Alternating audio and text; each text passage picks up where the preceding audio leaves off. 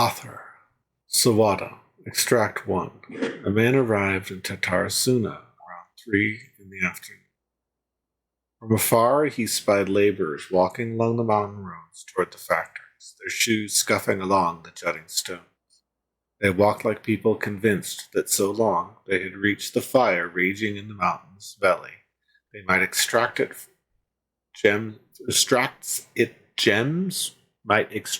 from it gems beyond price. The mood that the sight inspired was ineffable, beyond mere description for those not present to witness it. The man barked a cheerful greeting and sprinted to join the procession. There was a towering character who had stood half a taller, greeted him with a heavy slap on the back, and yet his words were not filled with respect. Do my eyes deceive me, Sir Miyazaki? I cannot think that the return trip from Inazuma City should have been any easier for you. Miyazaki smiled like a young man taking the first steps on their journey, expressed and relaxed. Why, Katsuragi? Inazuma is the realm of the mighty shogun. I sailed upon the fastest ship and strode upon the swiftest sea routes. What dangers could I have possibly faced? And what about the good news? There was some, naturally.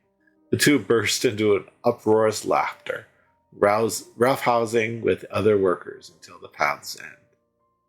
A young man dressed in a linen shirt and wearing a headscarf gazed into the dancing flames of the furnace before him. Now the flames of a forge are unlike any other, for their intensity affects the resulting integrity of both the metal and blade. So too, then, was the flame watcher an unusual individual. At his fingertips sat a lizard, and on his face he wore a smile. The workshop was huge, and the furnace was deeper within. A reasonable person might think that there should have been many working alongside the watcher, yet he stood alone. Only when Katsurugi and Miyazaki strode into the room did the watcher turn.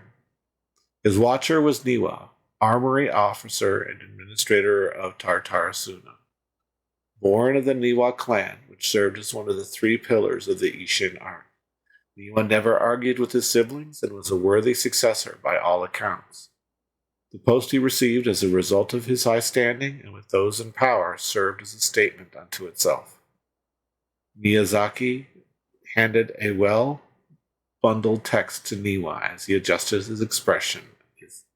It said, "It is as you have said, sir. The elders of your clan in the city do not think highly of our plan. Yet I still believe it to be worthy a try. As such, I have found the proper vendors and procured the materials that you requested." Niwa studied the text and nodded. "We should try some of these new forging techniques, whether Kalahadra says yea or nay." Katsurugi frowned, and with a sigh read, "Forging is a precise and difficult undertaking. You know this better than most, sirs, and still you seek improvement each day with terrifying drive. Ah, should my lord Nagamasa hear this, the sourness in his face shall be hard to miss." Niwa smiled, replying, "And how goes the forging of your lord's great blade, Katsurugi?" This would be the blade that had the blueprints altered. Katsurugi neither wanted to shame his master nor lie to his 2 friends, and yet he could not think of any way to deflect, and so he groused. "I see your ears is as keen as your hands, Sir Niwa. The jokes of us unlearned men are nothing before you." Miyazaki hid his grin. Upon hearing this, Niwa released the lizard from his hand into Katsurugi's palm. But just as more words were to be exchanged, someone came walking nearby, their footsteps light with the celerity of youth. The head that peeked in was round, and the light of the fires looked like an oiled jewel. The young man placed some box food at the side, and nodding, he prepared to leave. Katsuragi called out after him, "What about your share? Aren't you going to eat it?" The young man, upon hearing those words, found himself slightly at a loss. After a while, he answered, "Very well, I will try it." "You're welcome to the food. We all eat the same fare, after all," Niwa said, and the man nodded and left, seemingly deep in thought. Extract 2. The Kabukimono was by the coast. As sunset fell to the accompaniment of darkness, the bands of twilight showed themselves not, for their flasted thunder crowds roll, grumbling in the omens of a coming rainstorm. Darkness filled the flesh of the sea, and the dusk bade the clouds to kneel upon the land, its supplication mirroring the Kabukimono with knees bent and face pointed toward the waters. None passed that way, and none knew what he was waiting for in silence. Time passed, unmeasured and uncounted, till a black cloud suddenly tore free from the sky and began to circle Kabukimono, bearing down on him like a nightmare. Though he was not aware at first, after his studying gaze he was refined by time, he understood.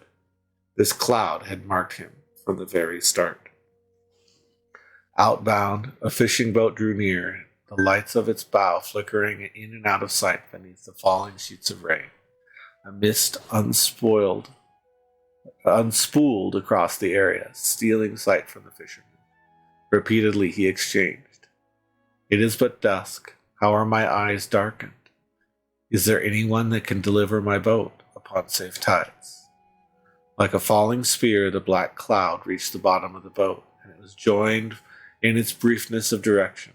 Like a charging beast, they plunged into the shoreline. Scant steps away, the Kabukimono stood idle, slanting his head to study the grand wreck. Not but half an arm was left to the one who had cried out for help, and with a plop it landed at the Kabukimono's feet. He crouched to better study the object, straining against the urge to take a bite out of it. Yet he did not, for the dark cloud swirling down had already picked the remnants of the ship clean. The Kabukimono stared at it blankly, like an awakening dreamer, and when he returned to himself, the clouds had scattered, as if they had never been there at all. As for the ship, it could have been struck down by a storm. Who was to know? Not the Kabukimono. Extract 3.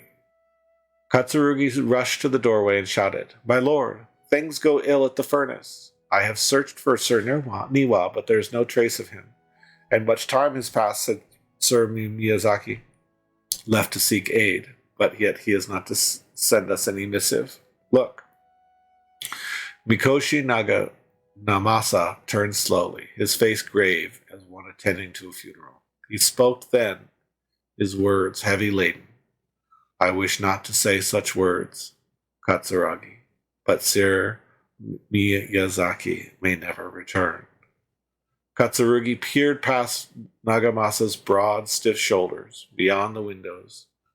The clouds above boiled in waves of black, as if darkness now was the only weather, and might even morph into an abyssal beast and devour Tatarasuna whole.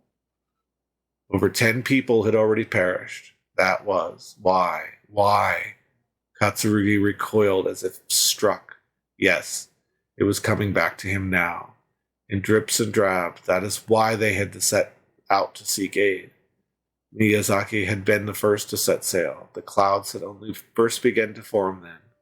Traveling to Tatarasuna to Inazuma to ask for support was normally no great feat, and yet had been no sign of his return. Then a second ship was sent, followed by a third and a fourth, till the Kabukimono himself had departed upon the tides, under foul skies and ominous fortunes. It had been Katsurugi who had brought him back and treated him as his own, and pained him greatly to see the lad go.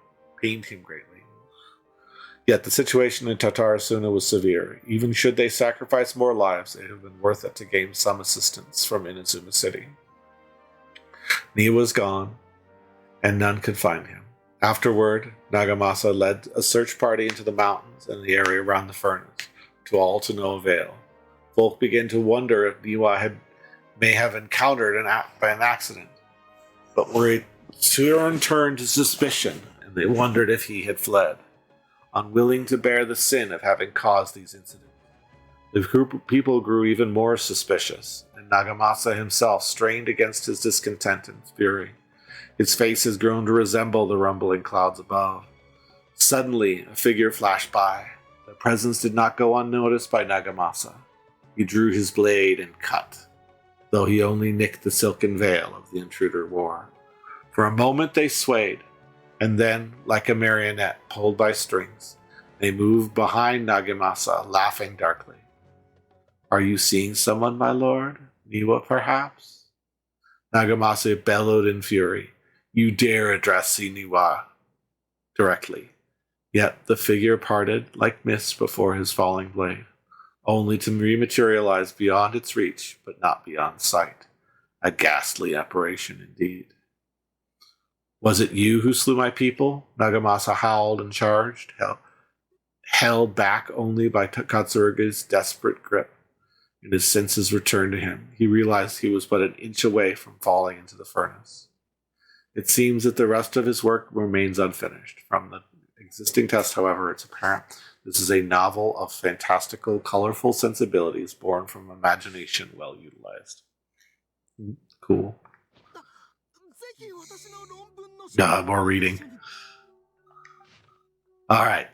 A brief analysis of possible events and historical appearance in the Tatarasuna area. Gender voices.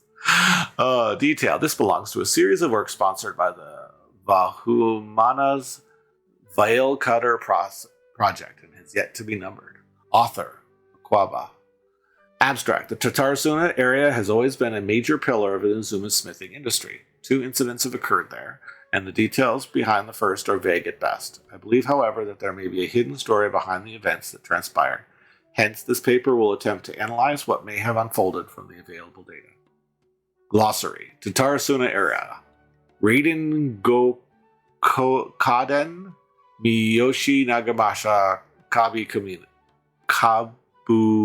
Kimono. Introduction. This paper concludes and expands the work of my mentor, Mr. Rumi, and is a report on the happily hidden tales of Tatarasuna. It is intended to further his avenues of research. According to the data, this blade forging techniques of Inazuma were originally handed down from the Electro Archon herself, also known as the Raiden Shogun. Using the arts that they inherited from the Archon, the people in Inazuna devoted themselves to the process of forging. However, strange rumors that did not quite fit the steely nature of metalwork let linger about Tatarasuna, which was a central pillar of the forging industry. There, the Mikoshi and Niwa clans, along with an eccentric puppet, serve as the 3 windows of insight we need to investigate the truth of what happened. Body. Strange note from the Tatarasuna area. Their contents are as follows. Perhaps I overstep, but I think that Sir Nagamasa's mood grows better when he forges blades. The obsession to cleanse and stain the name Mikoshi must eat at him. Also, Sir Katsurugi discovered a nameless eccentric while patrolling around Nazuki Beach. 2. The inspector brought a certain number of jade steel ingots. Sir Katsuragi discussed matters of smithing deep into the night with the vice armory officer. 3. We at last made a single nagamaki. We call it the Dai Tatara Nagamasa. The inspector was in high spirits, and he and the vice armory officer. Nozomu was taken by the beauty of the Dai Tatara Nagamasa that he drew a picture of it, and he performed a sar dance along with it, with that wandering eccentric. And we could not find that eccentric. The inspector flew into a rage and slashed Katsuragi. The great blade cut deep into his flesh, cast his own Nagamaki into the furnace's flame.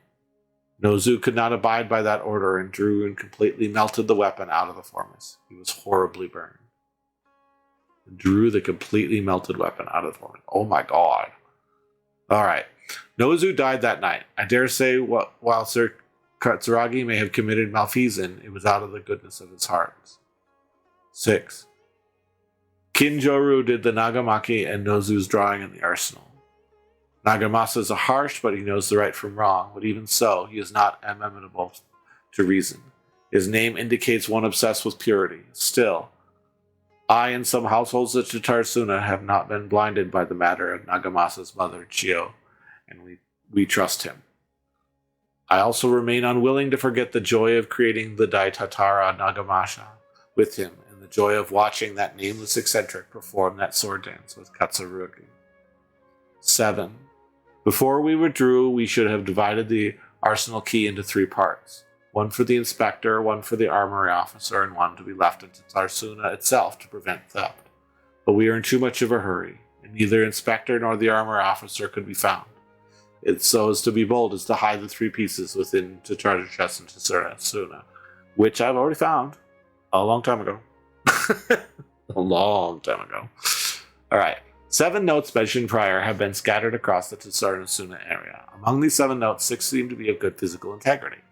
Though they all look quite old, while the last one looks more recent. I believe that the first 6 notes and the last are of different time periods, though the gulf in years between them needs to be verified.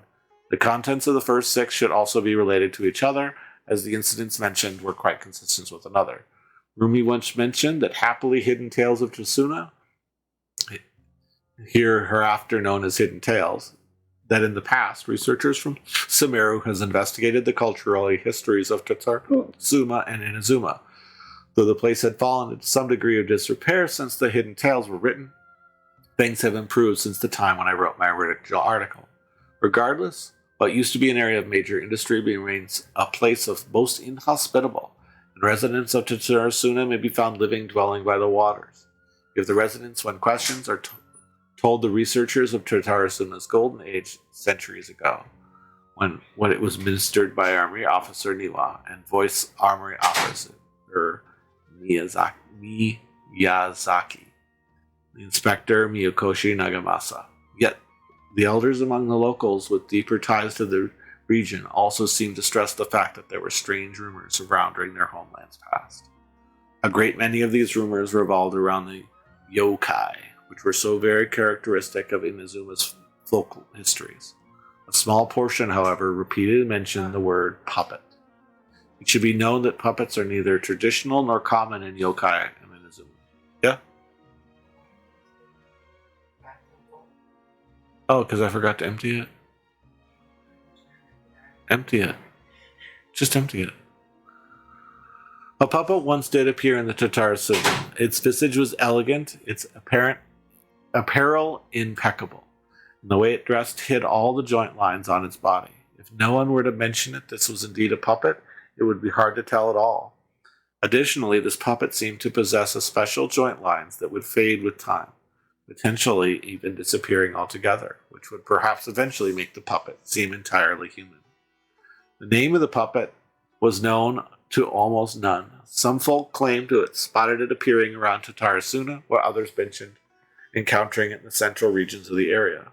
Some even claimed that they would frequent the beach. Tales of it spread to standing beside the sea and gazing across the waters toward Inazuma City. What was it that the puppet was gazing at remains a mystery. As mentioned earlier, the 6 notes all document a certain nameless eccentric. The eccentric, which can also be read as kabu kimono, is usually used in Inazuma to refer to a figure who dresses or behaves in a peculiar manner. It is understandable, therefore, why this character would be left in such an impression. Should the people of Tatarasuna indeed have a puppet in their midst, incurring mass panic, a good possibility considering the coexistence between yokai and humans in Inazuma at large, then the puppet would have very likely become a local resident. What is less well known is if the kabu kimono was just another title for this puppet, perhaps because it was uniquely dressed to distract attention from its more special characteristics. A workable theory, but one that still lacks enough evidence to support it. Still, it can be retained as an analytical lens of sorts. A list of individuals related to Tatarasuna has been compiled here based on historical documents from Inazuma, starting from the administrators. The records are as follow. Armory Officer Niwa, full name Niwa Hisahide, was the inheritor of the Ishin art and successor to the Niwa clan. His family, along with the Akame and the Kazahadra clans, were together known as the Ishin Sansaku. Records show that Niwa was a modest and intelligent individual who displayed remarkable talent in the administration of territory and people. His eventual whereabouts are unknown, but he was suspected to have left Tatarasuna with his family following the incident. Vice Armory Officer Miyazaki. Full name Miyazaki Kaneo. He was Niwa's second in command. His origins are unknown, and he primarily assisted Niwa in forging and personnel management. He was of affable temperament and had many friends in the region, including the Mikoshi Nagamasha, and now the inspector, Mikoshi Nagamasha, the successor of the Mikoshi clan, adopted son to Oni warrior Mikoshi Chiyo, and the younger adopted brother to Mikoshi Michihiro, also known as Iwakura the Successor. With his mother missing and abandoned by his brother, Nagamasha alone bore the family name, striving daily to wipe the shame from their history. The records state that Mikoshi Nagamasa was a stubborn figure. He was also noted to be a person of moral virtue and integrity. It has been noted in various records that he practiced forging swords for self-cultivation and specially requested special instruction from Miyazaki to further his capabilities.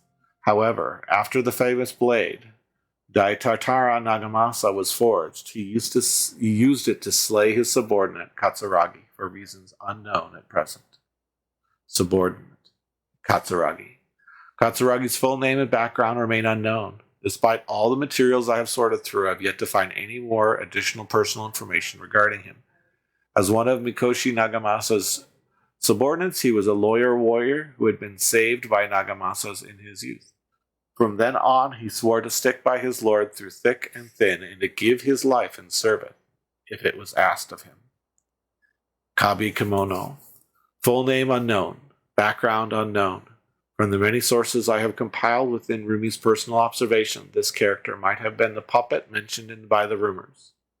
In the Kaba Kimono was a figure of fashionable grace and gentleness. According to the hidden tales, he was brought back to Tatarasuna by Katsuragi and became a member of the community.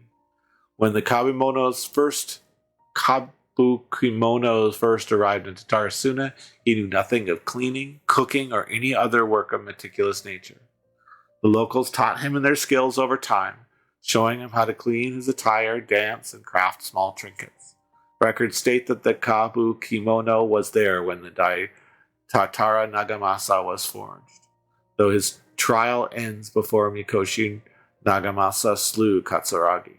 I believe that the Kabi Kimono was indeed the aforementioned puppet, and that he quite likely had a hand in Katsuragi's death. It seems the rest of the paper remains unfinished. One thing is for sure, though, a lot was put into it. Very cool.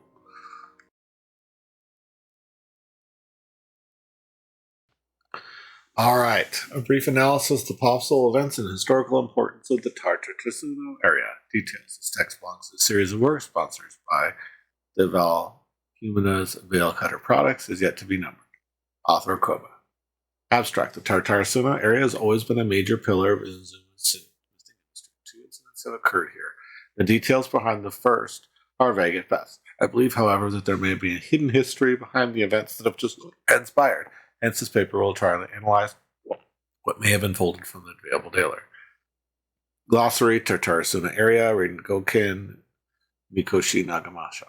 Introduction. This paper continues and expands on the work of my mentor, Mr. Rumi, in his report on happily hidden tales of Tatarasuna, and is intended to further this avenue of research. According to the data, a blade forging technique in Izuma were originally handed down from the Electro Archon, also known as the Raiden Shogun. Using the arts they inherited from their Archon, the people of Inazuma devoted themselves to the process of forging. However, the strange rumors that do not quite fit the steely nature of the metalwork yet linger about Tatarasuna's smelting center, which was a central pillar of the forging industry. Therefore, the Mikoshi and Niwa clans, along with the eccentric mechanic from abroad, eccentric mechanic from abroad, that's different, serve as the three windows of insight and to investigate the truth behind what happened. Okay. First change. Eccentric mechanic. Body. Strange notes from the Tatarasuna area and their contents are as follows. 1. Perhaps I overslept, but I think Sir Nagamasa's mood grows better when he forges blades. That's the same. The obsession to cleanse the stain of the name Mikoshi must eat at him. That's the same. 2. The inspector bought a certain number of jade steel ingots. That's the same. Sir Katsuragi discussed matters of smithing dip into the night with vice armory officer. 3. We last made a single Nagamaki We call it the Tatara Nagamasa. Okay, it's the same. The inspector was in high spirits, and the vice armory officer. Nozumu was so taken by the beauty of the Dai Tatara Nagamasa that he drew a picture of it. That's the same. 4. The inspector flew into a rage and slashed Katsuragi. The great blade cut deep into the flesh. He cast his own Nagamaki into the furnace flame. Same. Nozumu could not abide that any order. He drew the completely melted weapon out of the furnace and was horribly burned. Okay, same. Nozu down that night. I dare say that while Sir Katsuragi may have committed malfeasance, it was out of the goodness of his heart. Okay, same. 6. Kinjoro did the Naganaki and Nozu's drawing in the arsenal. Interesting. He hid the drawing in the arsenal. Okay, that's interesting. The Nagamasa is harsh, but he knows right from wrong. But even so, he's not amenable to reason. His name indicates he is obsessed with purity. Still, I and some households of the Tatarasuna have not been blinded to the matter of Numasa's mother's Chiro, Yo, and we just trust him. I will remain unwilling to forget the joy of creating the Tatara Nagamashim with him. So that's about the same. Before we withdrew, we divided the arsenal key into 3 parts. One for the inspector, one for the armory officer, one for the left of Tatarasuna to protect that. But we were in too much of a hurry, and neither the inspector nor the armory officer could be found, so as I was bold as to hide the pieces between treasure chests and Tatarasuna, which I have recovered in my playthrough. Alright, so that's basically the same. 7 notes mentioned prior have been scattered across the Tatarasuna area. Among the 7 notes, 6 seem to be of good physical integrity, though they look quite old, while the last one looks more recent. I believe that the first 6 notes and the last are different time periods, although the gulf in years between them needs to be verified.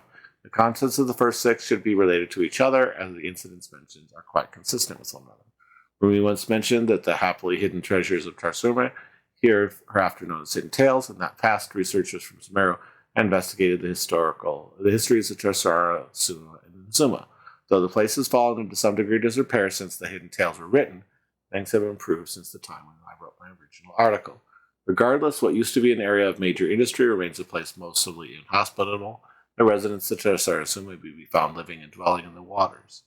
The residents, when questioned, told of the researchers of Tatarasuna's golden age centuries ago, when it was administered by Armory Officer Niwa and Vice Armory Officer Miyazaki.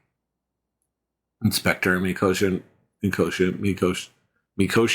Nagamasa. Yet the elders among the locals with deeper ties to the region also seem to stress the fact that there were some strange rumors surrounding their homeland's past. Yellow text. Okay, so they're going to point out where it changed. A great many of these rumors revolve around yokai, who are so very characteristic of Inuzuma's folk histories. A small portion, however, repeatedly mentions the word outsider. It should be known that the appearance of such a character, who is suspected to be based on a real person, is a very curious case. This fact drew to the attention of researchers, delved further, and eventually the following pieces of information came to light.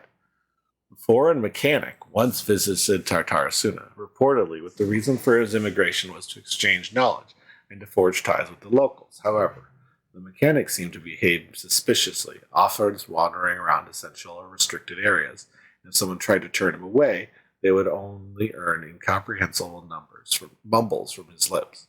The mechanic often stared into the furnace, seemingly to check on its conditioning. Unsettling, he also spent a substantial amount of time watching the local residents. Judging from the era, it was not uncommon to see cross-cultural exchanges of technical knowledge in places like Tatarasuna. After traveling across the tides, foreign experts being welcome in the region was likely not unreasonable either. Yet, calamity came long after this exchange of knowledge, which hints at the high potential for causation between these events. However, some current residents believe that these assumptions were merely results of the forebearers' overactive imaginations, attempt to theorize how things actually unfolded. And then back to Gray. A list of individuals involved has been compiled here based on the documents in Inazuma, starting from the administrator. Okay. All right. This one looks the same.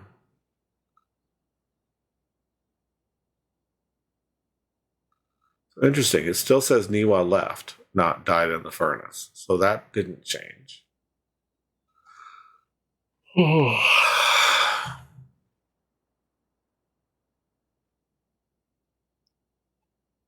This one didn't change either.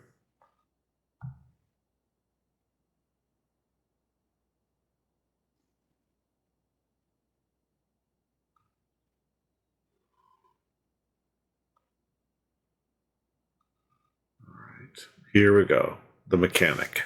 So he's new. The long have I delved through the many texts and documents, but I was ultimately unable to decipher even the specter of a clue as to his background. Still, the mentions of the mechanic grew scarcer in the aftermath of the Tatarasuna incident. I speculate that, instead of the mechanic possibly being a figure woven from overripe imaginations, he actually did exist, and perhaps even have a hand in the events that took place in Tatarasuna. Oh, and then everything else is unfinished. So the mechanic has been written into place of the puppet. Oh,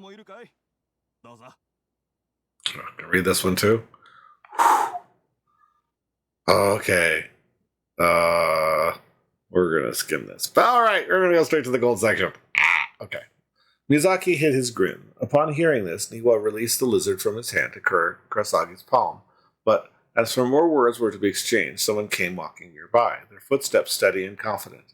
The head that appeared by the door was done from abroad. The newcomer placed some lunch boxes to one side and nodded, and made to leave. Katsuragi called after him, "Sir, what about your meal? Are you not hungry?" The man smiled upon hearing Katsuragi's words. "I already ate. I hope that you, my lords, may also find time to state you're hungry soon." Okay, so different. "And you are my guest, sir. To see you help in these trifling matters fills me with embarrassment," Niwa said with sincerity. Then the man smiled, as if it was no matter. Then with a nod he departed. So there's Dottore. Let's see how we get. Like a falling spear, the black cloud reached the bottom of the boat and was joined on its. Wait a second.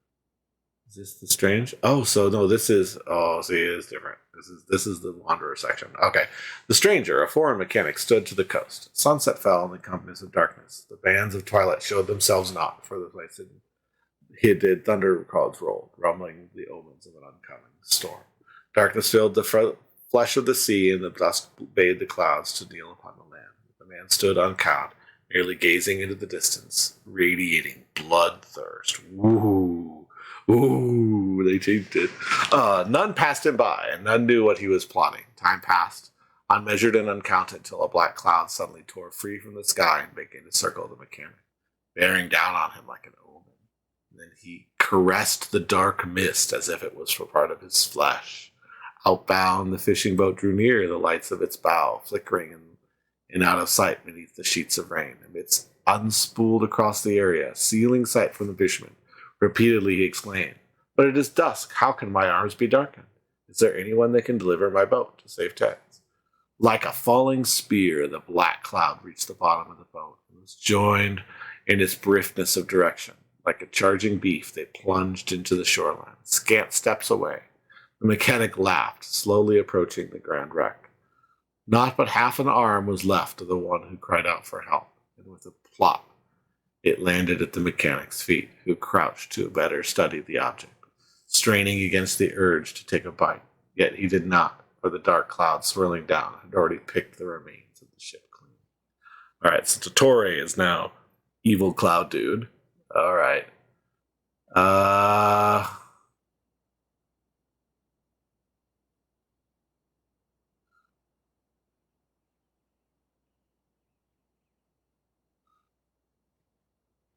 And then the change in the furnace is a second ship was sent, followed by a third and a fourth. Each who left to seek salvation did so under foul skies and bleak fortunes. Reason dictated that they should not have risked anyone else, but for the situation of Tatarasuna was severe, they needed to gain aid from Izuma, even if it cost more lives. So that's the same. Invo was gone, and no one could find him.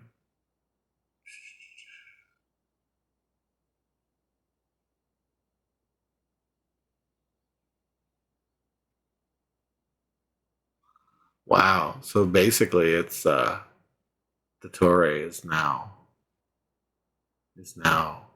in the evil spot. Interesting. Yeah, it's different now. So he erased his old names. Dead names.